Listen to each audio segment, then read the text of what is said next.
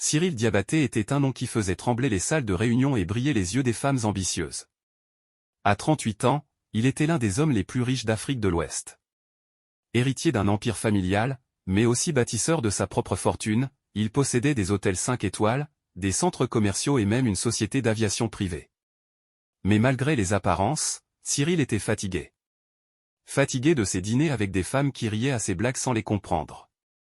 Fatigué de voir leurs yeux briller non pas d'amour, mais de convoitise. Fatigué de ces messages qui commençaient toujours par « coucou bébé » et finissaient toujours par « tu peux me faire un petit virement STP ». Il rêvait d'un amour vrai. Pur.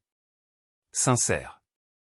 Un soir, dans son immense villa où résonnait seulement le bruit de ses pas, il prit une décision insensée, « je vais me déguiser en pauvre. Je vais descendre dans les quartiers populaires. Et je chercherai celle qui m'aimera même si je n'ai rien. » Cyril se rase. Il coupe sa barbe bien dessinée, se frotte le visage avec de la poussière, enfile un pantalon trop court, une chemise déchirée, et des sandales usées. Il cache sa montre à 1 milliard dans un coffre-fort, laisse sa voiture de luxe au garage, et se fait passer pour Bakary, un chômeur de retour au pays après un exil difficile. Il s'installe dans une petite chambre en tôle ondulée dans le quartier de Bambara-Sogoniko, là où les maisons sont faites de briques rouges, les rues pleines de sable, et les femmes vendent du riz gras sous des bâches en plastique. Il se fond dans la foule. Il marche, il écoute, il observe. Et surtout, il cherche l'amour. Sa première rencontre fut Fatime, une esthéticienne réputée du quartier. Belle, maquillée comme une star de télé-réalité, elle ne regardait que les hommes avec voiture climatisée. Cyril l'aborde timidement, sous sa fausse identité, « Bonsoir madame, vous êtes très élégante. J'aimerais, peut-être, faire connaissance ?» Elle le toise de haut en bas, éclate de rire devant ses copines, et lâche, « Toi ? Avec tes sandales ? Va d'abord t'acheter un savon. » Les filles rient à gorge déployée. Cyril baisse les yeux, sourit en silence, et s'en va. Il note mentalement, Fatime, non. Une semaine plus tard, il rencontre Aïssata, vendeuse de beignets. Elle est gentille au début, souriante, lui offre un morceau gratuit. Il croit voir un signe, mais rapidement, elle commence à lui demander de petites aides, « Tu peux m'acheter une recharge ? Payer mes oignons pour demain ?» Cyril accepte, sans trop réfléchir. Mais un jour, il l'aperçoit dans un bar, main dans la main avec un motard du quartier, en train de lui dire « Bakary là ? Ce gars est trop collant, mais il me dépanne un peu. Dès qu'il n'a plus rien, je le jette. » Cyril comprend. Il s'éloigne, le cœur un peu plus brisé. Aïssata, non. Troisième tentative, Aminata, vendeuse de tissus, ambitieuse et cultivée. Elle accepte de lui parler. Ils boivent du thé, discutent longuement. Il commence à espérer. Mais un jour, elle lui dit en face, « Bakary, tu es gentil, mais je ne peux pas souffrir avec un homme. Moi, je veux un homme déjà accompli.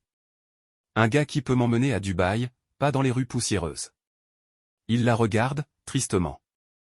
Il ne dit rien. Il raie son nom. Aminata, non.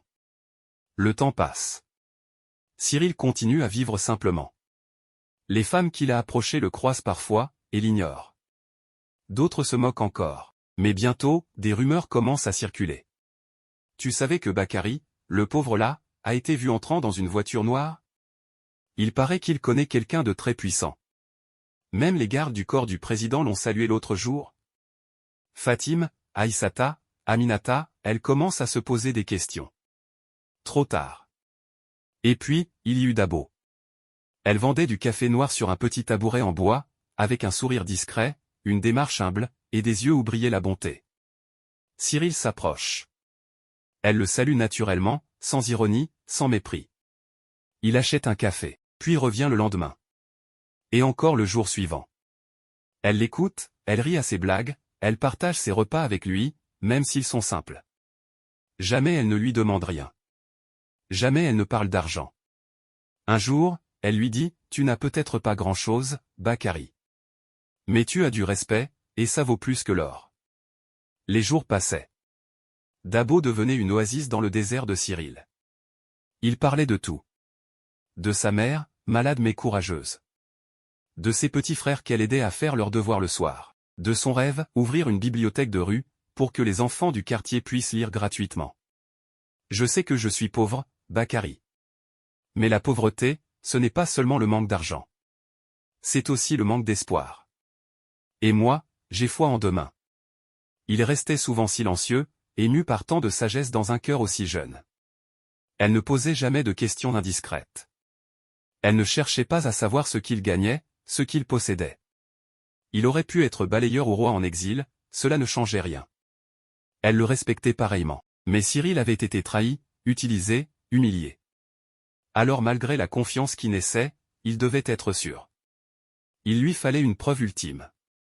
Un jour, il lui annonça, la gorge serrée, Dabo, j'ai une opportunité de travail en Côte d'Ivoire. Un poste d'agent de sécurité. C'est bien payé. Mais je dois payer le transport, et je n'ai pas l'argent. J'hésite à vendre mon téléphone. Elle le regarda longuement. Puis, sans un mot, elle entra dans sa maison. Elle revint avec une petite boîte métallique, toute cabossée. Elle l'ouvrit. À l'intérieur, des billets froissés, quelques pièces, et un vieux bracelet. C'est tout ce que j'ai économisé. Pour ouvrir ma bibliothèque. Mais prends la moitié. Va chercher ton avenir. Et promets-moi juste une chose, si tu réussis, n'oublie pas d'aider quelqu'un d'autre. Cyril sentit ses yeux se remplir de larmes. Il n'en pouvait plus. Elle venait de lui offrir le plus beau cadeau de sa vie, la sincérité. Le lendemain matin, Bakary ne revint pas. Pas le jour suivant non plus. Dabo, fidèle à elle-même, continuait son commerce. Elle servait les clients, souriait toujours, mais au fond de ses yeux, un vide s'était installé. Le vide d'un cœur qui s'attache et qui se voit abandonné sans un mot. Les jours passaient, et les rumeurs commençaient à circuler. Tu te rappelles du pauvre Bakary ? On dit qu'il travaillait avec des gens puissants en secret.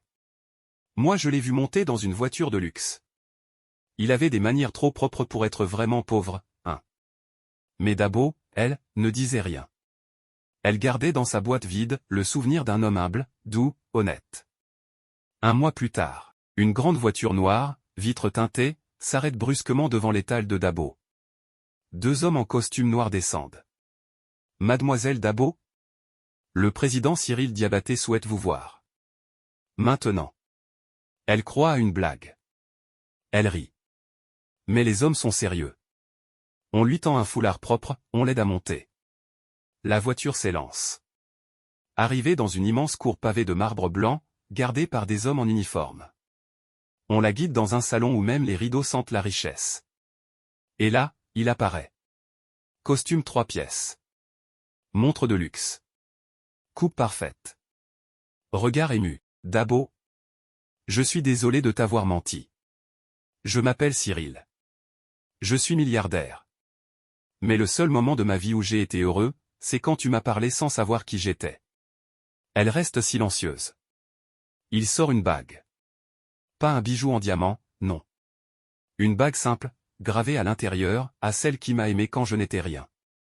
Veux-tu devenir ma reine ? Quand la nouvelle tombe dans le quartier, c'est le chaos. Fatime, l'esthéticienne, crie au scandale. Ce n'est pas possible.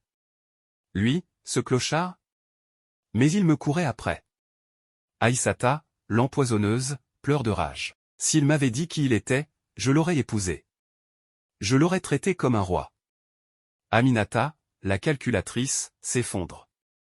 Je l'ai rejeté parce qu'il n'avait rien. Maintenant, c'est moi qui n'ai plus rien. Tout essaie de le contacter. Par message, par appel, même en se rendant à son bureau. Mais il ne répond jamais. Car il a trouvé celle qu'il cherchait. Cyril épouse Dabo dans une cérémonie sobre mais élégante. Pas dans un palace, non.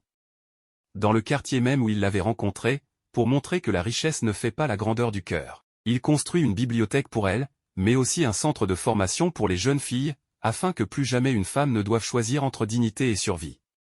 Et à la télévision, dans un discours plein de vérité, il dit « Je suis devenu milliardaire, mais j'étais pauvre de sens. Et ce n'est qu'en redevenant pauvre que j'ai trouvé la plus grande richesse, l'amour sincère. »